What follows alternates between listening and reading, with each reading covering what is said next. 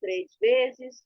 Vamos iniciar já com entoando o sagrado mantra Om por 3 vezes, e depois vamos saudar também a Sri Ganesha para que abra todos os obstáculos e retire o nosso caminho de estudo, e também vamos clamar a Saraswati, que também nos brinde com a sabedoria do Brahman, ela que é doadora deste conhecimento, para que possamos compreender as 9 verdades contidas no a Paroksha Anubhuti, a realização direta. Oh.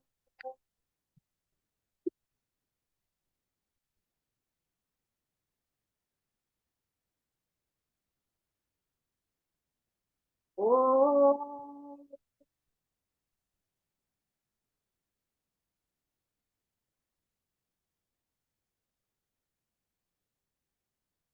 Oh.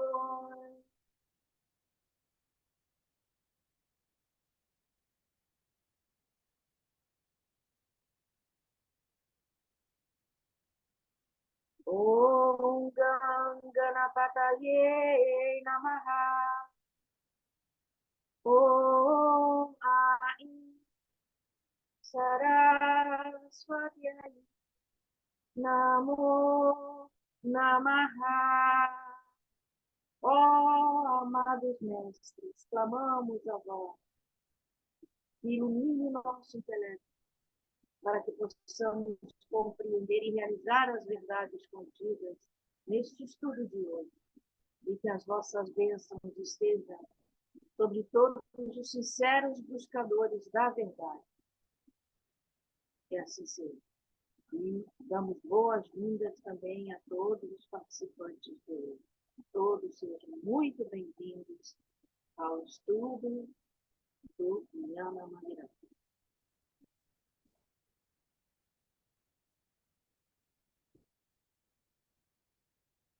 Quem tiver alguma pergunta durante o estudo, pode levantar a mãozinha.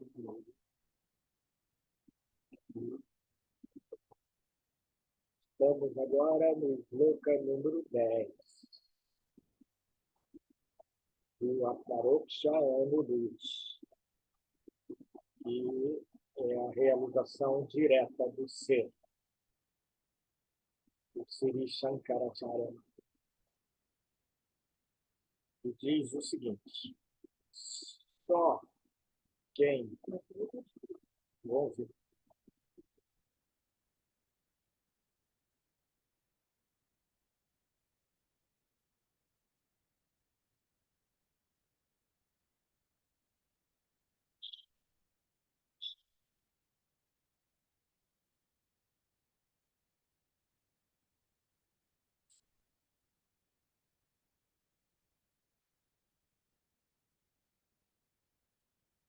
Peraí.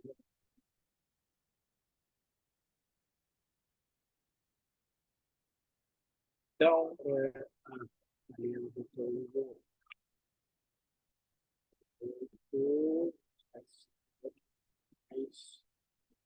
7, pode passar o 8, 9. Esse aí. 9. Então, o sloka número 9 diz o seguinte: quando e como, ó Senhor, libertar-me-ei dos liames deste mundo, ou seja, de nascimentos e mortes. E Mumuksha é o nome que se dá a um tal desejo ardente.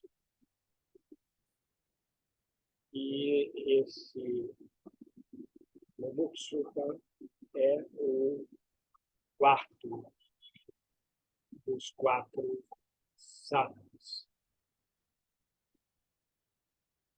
E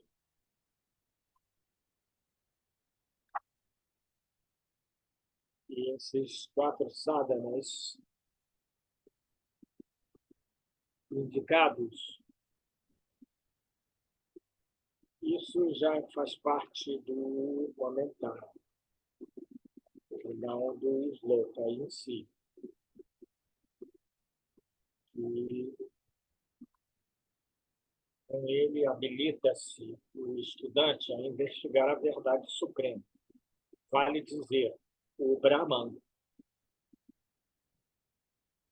É hoje um princípio aceito, mesmo no mundo científico, que um estudante à procura do conhecimento dever-se-ia libertar de toda e qualquer predisposição, mantendo a mente equidistante, pronta para receber o que quer que fosse verdadeiro. Os 4 sadhanas aqui indicados ou inculcados não passam de uma disciplina metódica, objetivando alcançar um tal estado mental. Então, os 4 sadhanas, lembrando que nós vimos na aula anterior, que são as 4 sadhanas, o Vairagya, depois Viveka, aí depois vem o terceiro, que se divide em 6, são 9 virtudes, e o último, que é o Mumukshutva. E esse terceiro item do sadhana, que é considerado o 4º item, se divide em 6, que é Sama, Rama, Titiksha, Uparashi, Shraddha e Samadama. Samadama, se divide em 6. Mas aí a gente sempre fala, então, primeiro Vairagya, segundo Viveka, terceiro os 6 tesouros, e o 4º Mumuksha. São as 4 sadhanas conhecidas dentro do Vedanta. A Advaita Vedanta, principalmente. A Advaita, porque os outros ramos dos Vedantas têm outros tipos de sadhana. Então, os sadhanas são as práticas indicadas pelos mestres do Advaita Vedanta. E então, agora sim, adentramos ao sloka número 10. Não está na tela, mas vai aparecer. Mas vamos andando aqui. O 10 diz o seguinte, apareceu. Só quem estivesse de posse dessas qualificações, essas 4, que são considerados os brahmanas, os meios de chegar ao conhecimento. Então, só quem está qualificado deveria permanecer em constante reflexão. E aqui diz, colimando o conhecimento e desejando o seu próprio bem.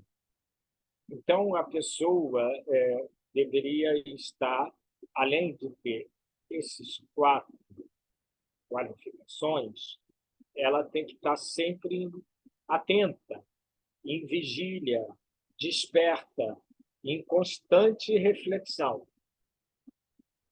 Por exemplo, ela saiu na rua, aí ela pensa numa coisa e ela observa esse pensamento e qualifica esse pensamento. Um exemplo,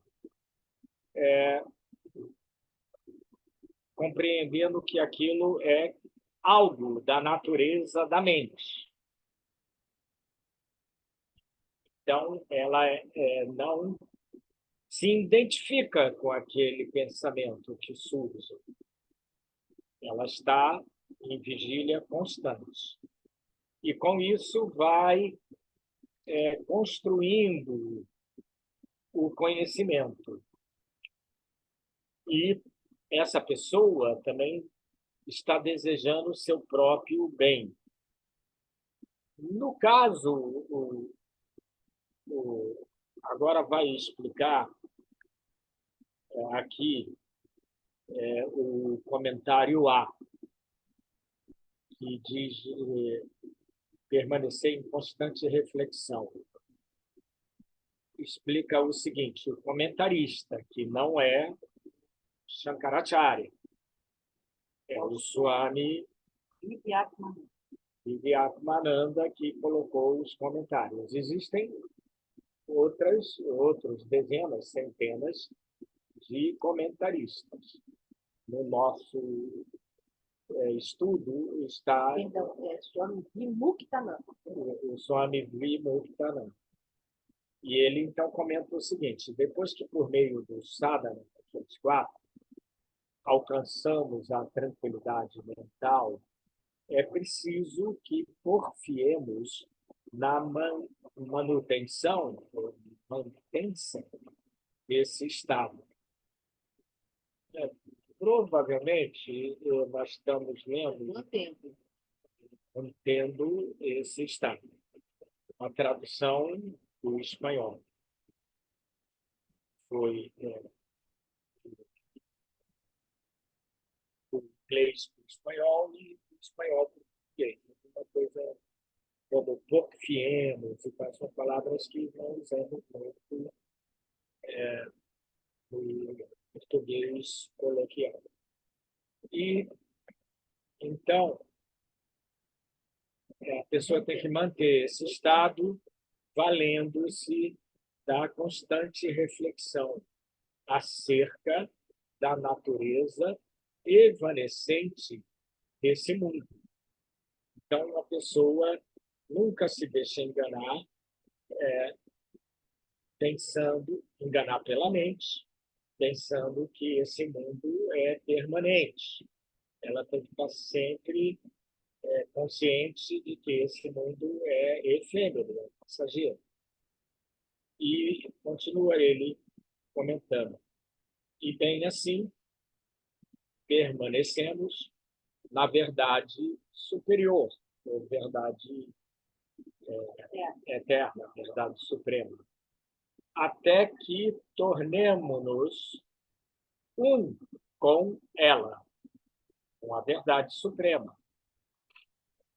Quando o ego se dissolveu e você realiza o seu próprio ser, que é verdade, que é a felicidade, que é a bem-aventurança, ou que é o vazio do absoluto. Agora, a letra B é o comentário sobre desejando o seu próprio bem.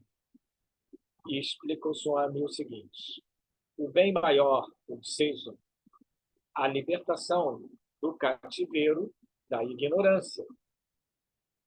Porque, na verdade, você não está desejando o seu próprio bem egoisticamente, porque você já sabe que você, se livrando da ignorância e realizando a verdade suprema, você vai ajudar a si mesmo e automaticamente a milhares de pessoas. Não só dando instruções, mas por tua própria vibração de realização. Gostaríamos de saber se o som está falhando, porque recebendo uma mensagem aqui dizendo que o som está falhando. Vocês estão escutando bem? Quem não está escutando bem? Só a Jéssica que não está escutando bem. Mas vai melhorar. Logo.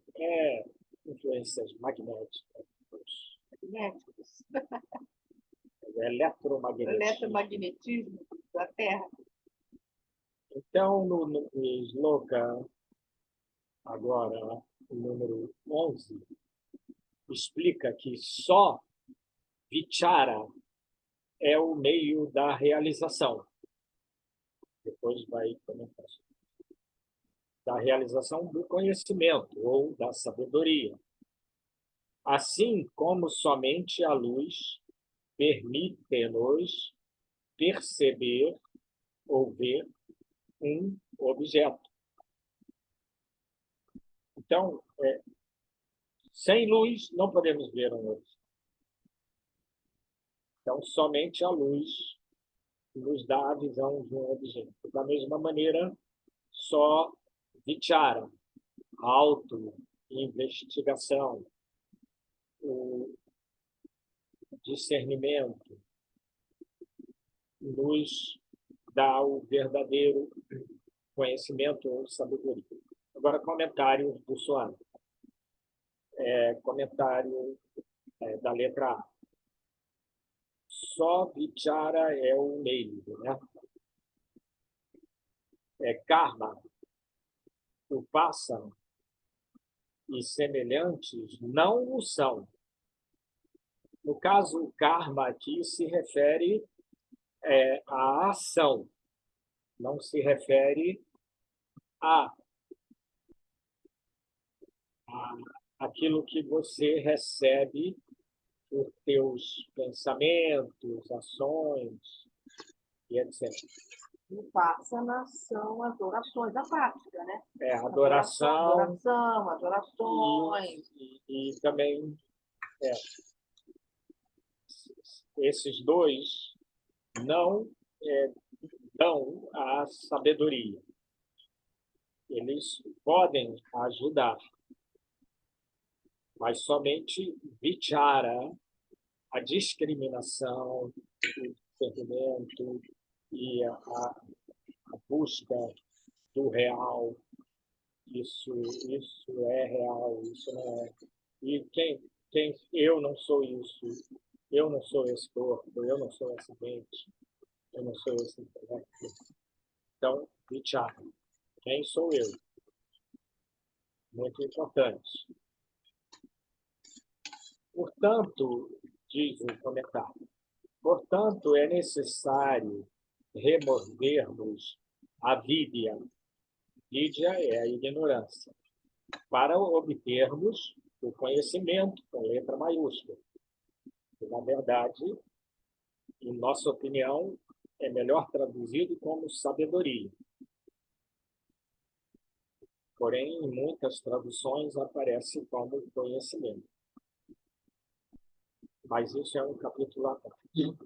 Portanto, é necessário remover a vidya para obtermos o conhecimento. Contudo, enquanto permanecemos ligados ao karma, às ações dentro do mundo material, ou ao upasana, muita ritualística, né? Os rituais de oração, adoração, oferendas e demais. Externos, né? Rituais externos, que não estão sendo feitos com sentimento, com entrega. Né? E mesmo assim, submetemos-nos a seu domínio. Ou seja, ficamos presos a essas ações e aos upasanas. É somente quando procedemos ao estudo da verdadeira natureza de avidya, verdadeira natureza da ignorância, que ela gradualmente se afasta, desaparecendo por fim. Só então brilha o conhecimento. Sabemos nós que o primeiro filho da ignorância é a mente. Então, à medida que nos aprofundamos na observação da mente, pouco a pouco, ela também vai desaparecer. Com o desaparecimento da mente, a consciência pura se manifesta em conhecimento puro ou sabedoria. E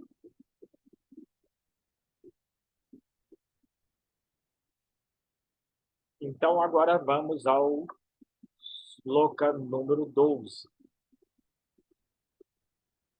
Quem sou eu? Como é este mundo criado? Quem é seu criador? De que material é este mundo feito? Esse é o caminho de vichara, ou indagação. Então, vichara, você está procurando aprofundando-se para ter o conhecimento supremo, através de algumas perguntas no seu intelecto. Comentário diz o seguinte: quem sou eu? Sabemos que existimos, porém ignoramos qual seja a nossa real natureza. Durante a vigília, esse estado aqui que estamos agora, pensamos que somos o corpo, o ser físico, e, em consequência, sentimos-nos fortes ou fracos, jovens ou velhos. Durante o sono, e a despeito da existência física, ou seja, sem a existência do corpo grosseiro, permanecemos num estado mental em que somos apenas seres pensantes. E quando sonhamos, são os pensamentos, a imaginação.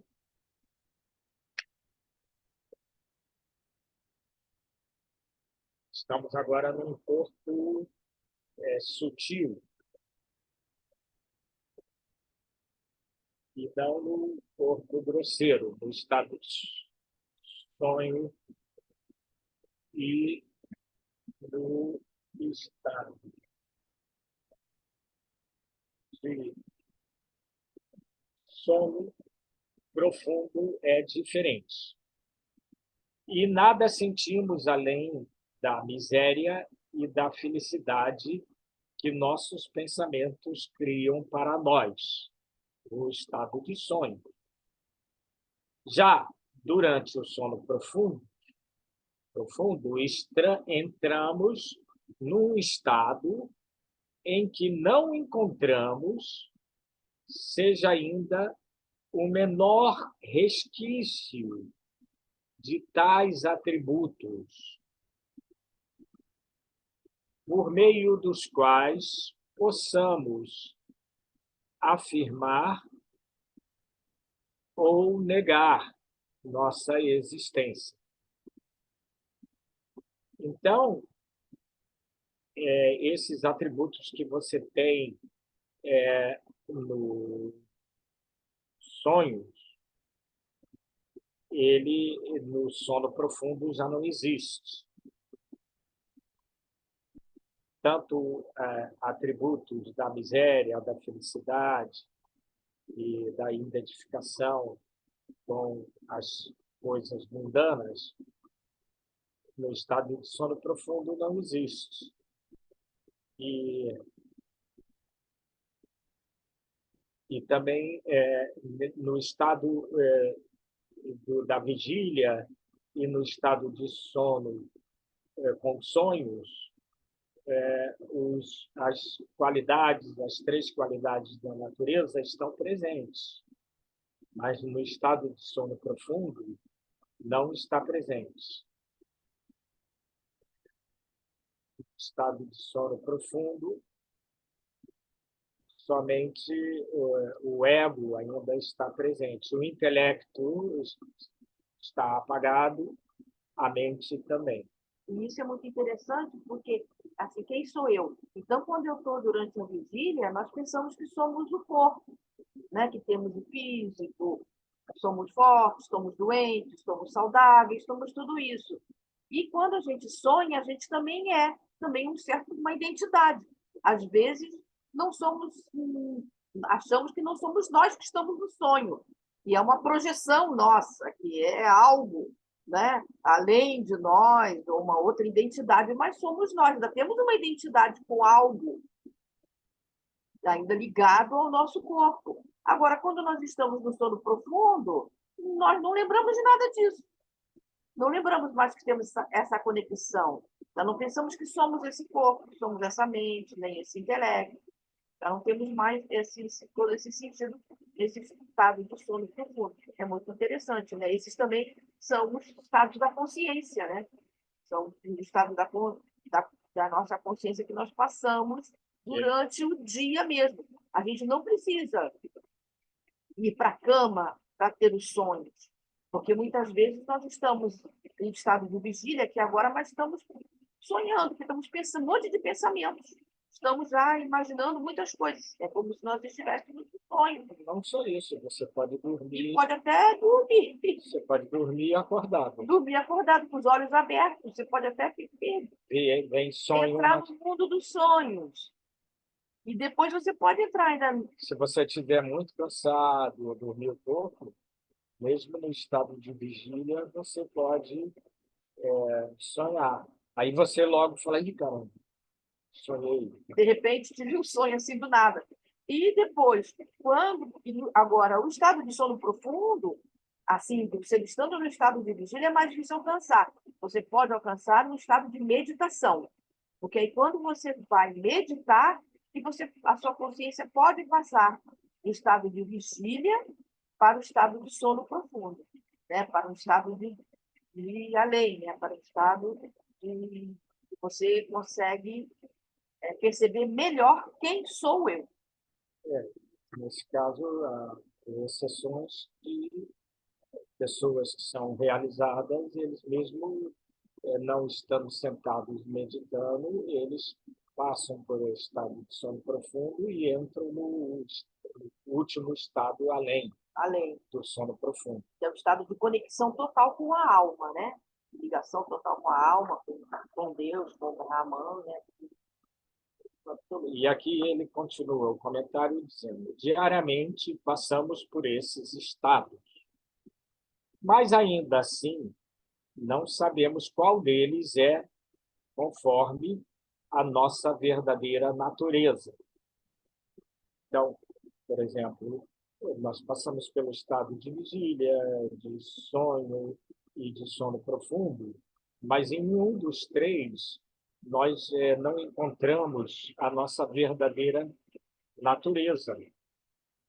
Então, mesmo temos que estar sempre nessa busca de quem sou eu, né? Essa investigação, sempre temos que estar nessa bichara, né? Esse questionamento. E o autoconhecimento, né? Que do autoconhecimento surge a autorrealização, né? E continua dizendo, daí permanece a pergunta: quem sou eu como um enigma indecifrado que é mister, ou que é preciso investigar, todos nós, né? E agora ele comenta outra parte. Esse é o caminho de Vichara. Na instância anterior, está dito que somente por meio de Vichara, ou estudo da verdade, ou inquirição, o conhecimento é alcançado. Aqui inculca-se pormenorizadamente a metodologia a ser seguida num tal estudo. Então,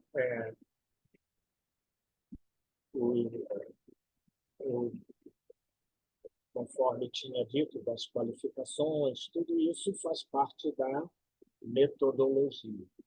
Aqui faltou só um pedacinho ali, e ele talvez não sei o que aconteceu ali, e ele fala que esse é o 13 ou é o 2?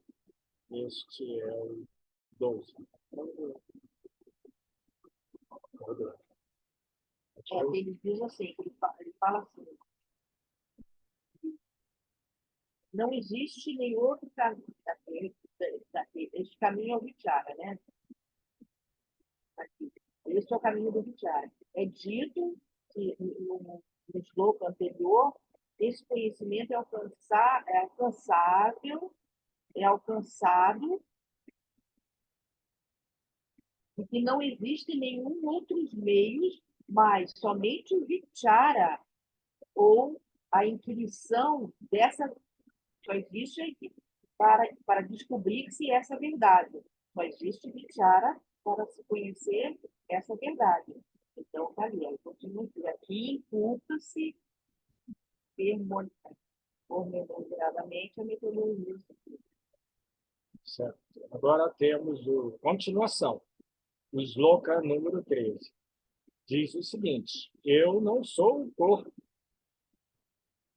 vírgula, uma combinação dos 5 elementos da matéria. Nem, quer dizer, eu também não sou nenhum agregado dos sentidos, ou seja, a junção dos 5 sentidos. Sou algo diferente de tudo isso. Esse é o caminho de Vichara. Comentário. Eu não sou o corpo. O corpo origina-se da matéria inanimada e, como tal, é privado de consciência. Se eu fosse o corpo, deveria ser inconsciente, mas não o sou de jeito nenhum. Então, esclarecido como você pode ter certeza que não é o corpo, através da consciência. E no sloka número 14, Shankara diz: tudo é produzido pela ignorância e tudo se dissolve no despertar do conhecimento. Os vários pensamentos, abre aspas, modificações de antakarana, devem ser o Criador. Bom, Vichara é isso. E as modificações de antakarana, antakarana significa o órgão interior, constituído, né? Pela mente, pelo intelecto, pelo ego. Então, a memória é o órgão interior. E, então, o Vichara está dizendo, você não é o corpo. E você também, quer dizer, tudo isso que você vê no mundo, no universo, é criado só pela ignorância. Isso tudo não é real. É uma miragem passageira. Porque quando no raiar da luz da sabedoria, tudo isso se dissolve. Ou seja, o mundo não existe mais, só existe o ser em tudo. E, então, os pensamentos, né? Por isso que na meditação nós temos que vencer os pensamentos, pouco a pouco, né? Deixa, por exemplo, durante alguns minutos você consegue vencer o pensamento, não surge aquele pensamento, mas você é vigilante, mente, você não se envolve com ele e continua repetindo o seu mantra ou repetindo a inquirição, quem sou eu? Quem sou eu? E aí o pensamento, naquele momento, para e fica só a inquirição. A mente ainda está funcionando, mas não está vagando livremente pelo floresta de pensamentos. E agora temos o comentário de Swami Vimuktananda, que diz, ele pegou a primeira frase que diz que tudo é produzido pela ignorância. Em resposta à pergunta formulada no sloka número 12, sobre a causa deste mundo, aqui se diz que a ignorância é a causa de tudo desse mundo, né? Que no 12, lembrando, ele faz várias perguntas. Pergunta: quem sou eu? Como foi criado este mundo? Quem foi o Criador? De que matéria é feito o mundo? De que modo podemos analisar? E continua explicando. Quando estamos numa estrada e vemos algo enroscado, digamos, numa árvore, às vezes tomamos-lo por uma cobra e recuamos com medo. Mas depois, quando descobrimos que se trata apenas de uma corda, indagamos-nos sobre o porquê do aparecimento da cobra. Estudando esse fato, verificamos que sua causa enraiza-se em nossa ignorância a respeito da verdadeira natureza da corda. Que você viu uma corda enroscada numa árvore, digamos que estava meio lusco-fusco, e você, com medo, projetou uma cobra em cima de uma corda. Cobra não é real, mas a corda é. E continua explicando o Swami. Do mesmo modo, a causa do mundo fenomênico visto por nós é a ignorância, ou Maya, que vela a realidade. Cobre. Vela, no caso de vela, cobre. É como o véu, né? Por isso a palavra vela. Cobre e encobre a realidade, Maya. E projeta também, porque ela projetou na corda a cobra. Justamente, bem lembrei. Que são os dois aspectos, qualidades inerentes a essa ignorância, né? Essa malha, né? Que é projeção e cobrição, ou cobrir, né? Encobrimento. Encobrimento. E agora temos... Shepa e Avahan. Temos agora os comentários, continuam, sobre os vários pensamentos, daquele modificação da mente, do intelecto, antakarana. Nossos pensamentos são a única coisa que percebemos diretamente.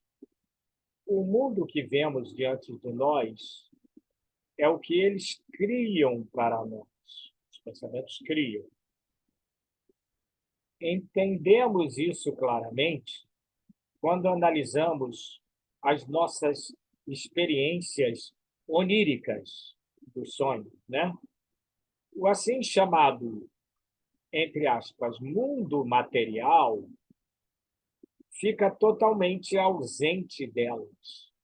E, não obstante, os pensamentos criam, só por si, um mundo que é tão material quanto aquele que agora está diante de nós, nesse estado de vigília, né? Sustenta-se destarte que, de igual modo, o universo inteiro é uma criação dos nossos pensamentos, ou seja, da nossa mente. O universo é uma criação da nossa própria mente. Muito bem. Agora vamos ler aqui o bloco de hoje, para dar tempo de finalizar.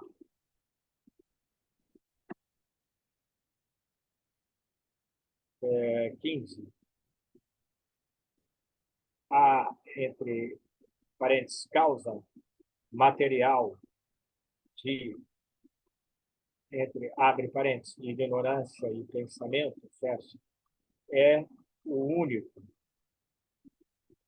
abre parênteses, sem segundo, fecha. O sutil, parênteses, que os sentidos não apreendem, ou seja, além do sentido. O imutável, sat, existência. Assim como a Terra é a causa material do vaso e de outros objetos, de cerâmica, né, de barro, a Terra é a causa. É este o caminho de Vichara. Então,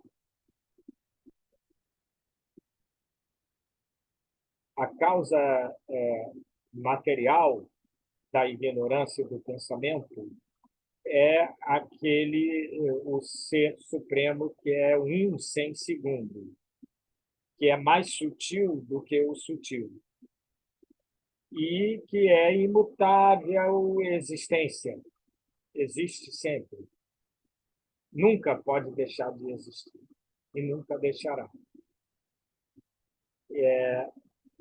Da mesma maneira que do barro se faz muitos objetos, vaso, panela, copo, jarra, tudo de barro. São diferentes, mas a causa material é a mesma, ou seja, o barro, a terra. Então, tudo que o mundo material, o universo material, a causa é a mesma. É o ser supremo, o Sat, a existência. E o Swami comenta o seguinte: o único, entre aspas, porque não admite um outro segundo, seja do mesmo tipo, seja diferente, nem quaisquer partes dentro de si mesmo. É um todo homogêneo, ou seja, o absoluto não se pode partir. Ele, se não, deixaria de ser absoluto. Ele a tudo interpenetra. Então, não há divisões, ele é sempre uno. E por isso é um sem segundo. Então, paramos aqui para continuarmos semana que vem o sloka número 16. Então, vamos entoar o mantra final. E depois do mantra final, nós iniciamos perguntas ou comentários. Oh,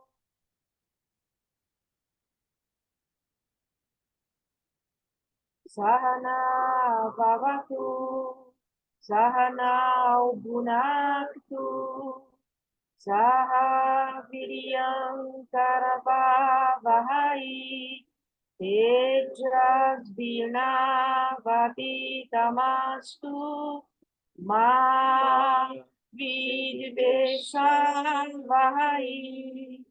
Om Shanti, Shanti, Shanti. Que Deus nos aceite juntos, que trabalhemos juntos, que progridamos juntos, que estudemos a verdade juntos e que nunca briguemos. Paz, paz, paz.